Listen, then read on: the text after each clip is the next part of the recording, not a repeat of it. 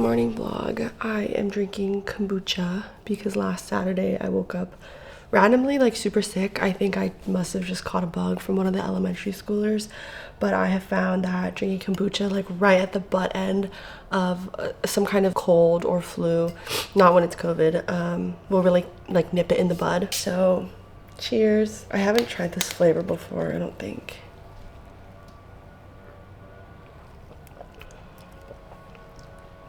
Oh my god, it legit tastes like stomach bile. If you drink kombucha for fun, I'm afraid of you. It's actually so crazy how intense it tastes, and I purely do it for the health benefits. Wow. I have a meeting in 6 minutes. She's on the East Coast, so it just ended up working out with her schedule.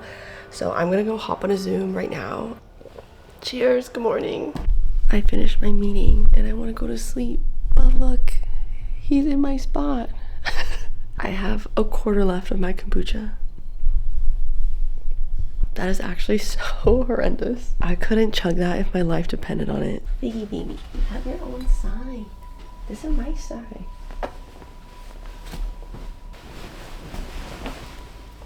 Baby. Oh, it's so warm. Wait, watch, he'll come back. She does this every night and every evening. I mean, every night and every morning.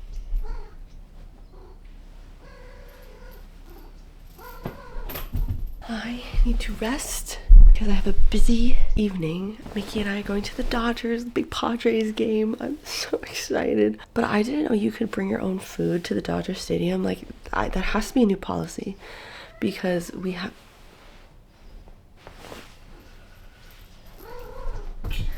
been buying their hot dogs, which are honestly disgusting now after they changed manufacturers or whatever, which granted they should have. I read about it in the Raw Dogs, the Naked Truth About Hot Dogs book. It's like there were ethical concerns about like the prior manufacturer, but the hot dogs now are actually gross. Their chicken strips are not bad though, but they're also just generally overpriced. So you can bring an unopened water bottle and your own food. So we're gonna get like Chipotle and put it in a Ziploc bag. That's the plan, but I need to take a nap first. While my past self gets some sleep, I'm so excited to tell you about today's sponsor, Southern New Hampshire University.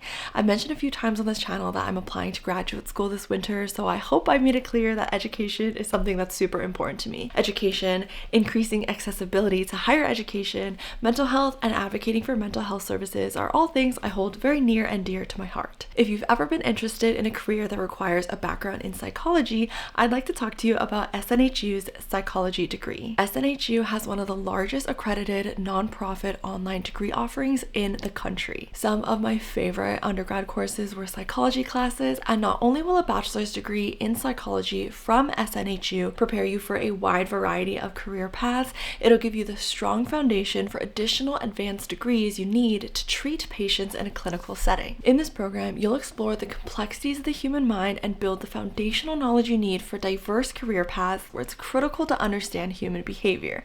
You can focus on some really great, interesting concentrations like child and adolescent psychology, mental health, social psychology, and forensic psychology. On top of all that, SNHU is radically affordable. Their online tuition rates are some of the lowest in the nation. Go to snhu.edu/THU, linked in my description, to learn more about the growth of psychology-related employment opportunities and to request free information from a real person about how the program can benefit you personally.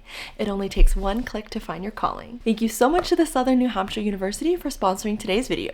Oh, but what I have been falling asleep to, I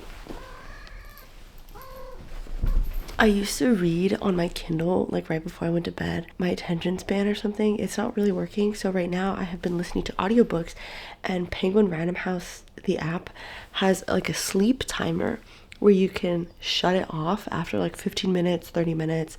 And that has been so helpful. I've been reading The Invocations by Crystal Sutherland because I got one comment on my last video. I told you guys that I really liked Kit Griffith, the audiobook narrator, and someone said that they read The Invocations by the same narrator. and it was a 5-star.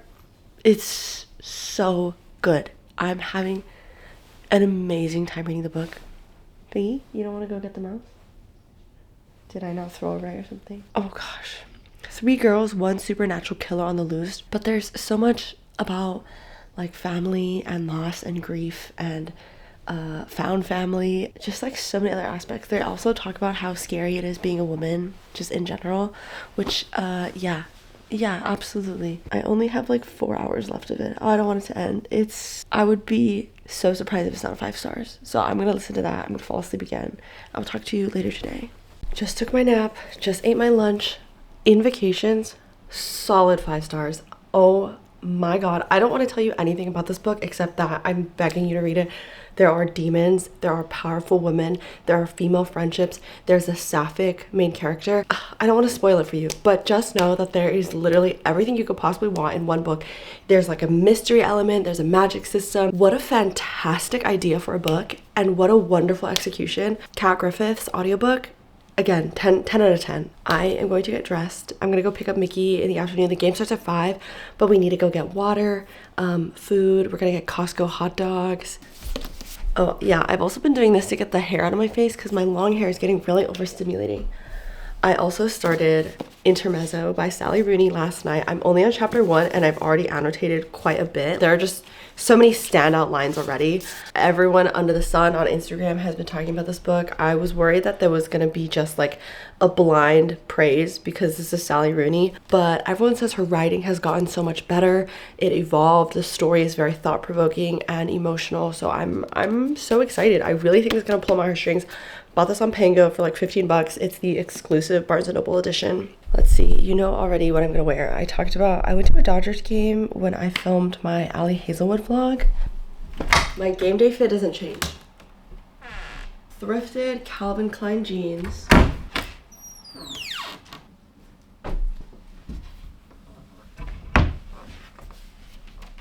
Okay, so I'm keeping it simple, baggy jeans. This black tank top I bought in middle school or something, so it's really old, but it still is such high quality. And usually in the summer, if I go to a game, I'll wear like a cropped tank top, but we're in October now, so I'm worried it's gonna get really chilly. Even though with how much body heat there's gonna be tonight, I bet it's gonna be hot, but I'm worried that I'm going to get cold. My Japan Shohei jersey, of course. Oh, wait, I forgot the most important part. Duh. And then if you're a girl who gets really overstimulated by your hair and you want to wear a baseball cap, like grab 2 little side sections.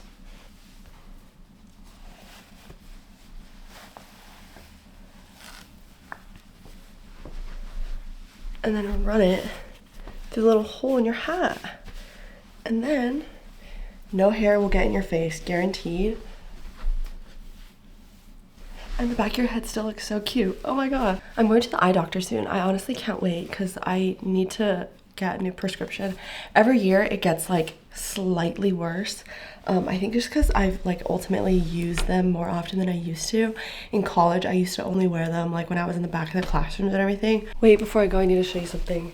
Okay, one, I fixed the little side pieces near my head in case you're like, ooh, T, that's not even. Thanks, girl. I saw afterwards, so I fixed it. I'm bringing this tote bag because, so I gotta go to Dick's Sporting Goods to go get like one of those clear bags that's allowed in stadiums, but I'm bringing this.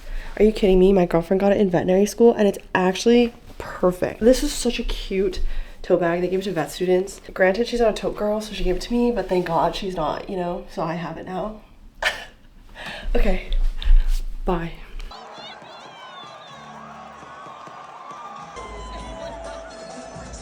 We won, we won. Ah, go Dodgers. Yay, Figgy. Yay. Mickey and I had such a good time. It was like a 2.5 hour game, and then I got stuck in the Dodgers parking lot for an hour and a half. So it's like 11 right now. The game ended at 8:30. Teoscar, I love him. Kike, I love him. I can't wait for us to sign Teoscar. If you don't watch baseball, this doesn't matter to you. I'm so tired. I'm feeling much better than I did yesterday. I need to take much deeper breaths. And I know that like when I get cold, I cough a lot. I was going to get in bed and read Intermezzo because it is a buddy read, but I have been itching. I think it's because I got sick, and usually, you know, when you get sick, you're like wanting to consume your comfort media. So mine is either New Girl or a 500,000 word fan fiction. So I think I'm gonna read the 500,000 word fan fiction, but right now, since it's like so late, I'm just gonna read like the last, I don't know, maybe I'll just go through my Kindle highlights. That's how bad it is, guys. That's how bad I'm doing. I think I'm just stressed is what it is. And like you're sick, you're stressed, you're not feeling well, you just want to dive into something you know you already love. So I think that's what I'm going to do tonight while Figgy and I play fetch. So cute that he does this. He came like this. Okay, good night. I'm tired. Happy Sunday. I know the last time we spoke it was Friday, and I told you that I was going to read my favorite fan fiction. I indeed stayed up till like 4 in the morning on Saturday, and I read like 3 chapters of it. It was really good. It made me cry. You know when you read something and you can literally feel your chest ache? Like, have you ever experienced this? If you haven't, please go read fan fiction. I felt tingles in my fingertips. You know what I mean? Like, that's how good this piece of fiction is. I'm not gonna tell you guys what it is because I feel like fan fiction and published traditional books deserve different merits in that, like, no one can criticize fan fiction. It's literally free, and I don't want anyone to ruin it for me.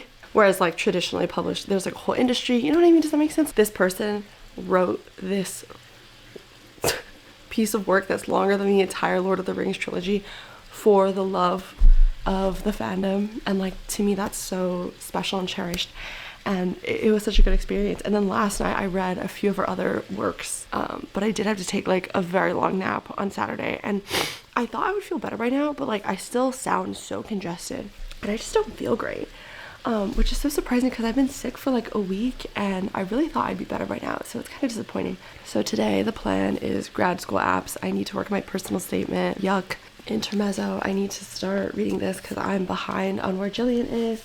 And then also Dell sent me a Naina Kumar arc, Flirting with Disaster, her Say You'll Be Mine book, fake engagement. There's lots of Indian culture, so endearing.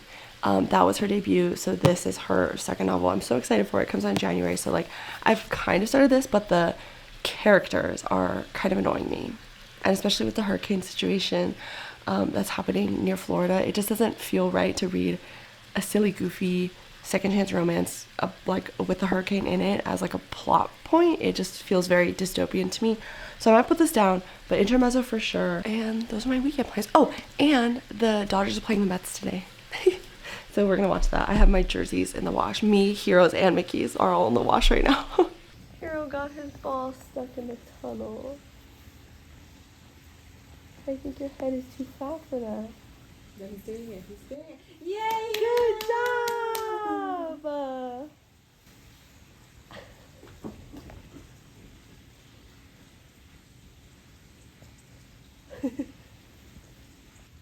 woke up on the dot right before 6. That's too early. Okay. God, his eyes rolled back. Piggy, you left a little something out. No, Piggy, don't fall asleep. Piggy. Quite literally just buttoned up my pants again to talk to you because I was walking around with my pants unbuttoned. Just got back from my internship. Not just. I watched the Dodgers lose the second game against the Mets, and then my parents and I ate a burger, putting away my laundry. Do you hear that? Like you're not supposed to sound like that. I can't wait till I feel better. What kind of elementary school germs are in the air? But I'm going back to work tomorrow, Tuesday, to an elementary school. So hopefully I don't pick up anything else, but I feel like I'm immune now. I need to get my COVID shot, my flu shot. There are just so many things I gotta get done. But I wanted to keep you updated. My Fable Club and I are reading The Secret Society of Witches this month because it's a very October-ish book. And oh my god, I've been reading such good books lately. I'm loving life right now. I'm on chapter 26 and it's so cute. The found family in the very secret society of irregular witches is so good. It makes you feel so warm and fuzzy all around. I only have an hour and a half left. I've already read 8.5 hours. Like, I'm flying through this book. It's so good. I had book club. My knee just cracked.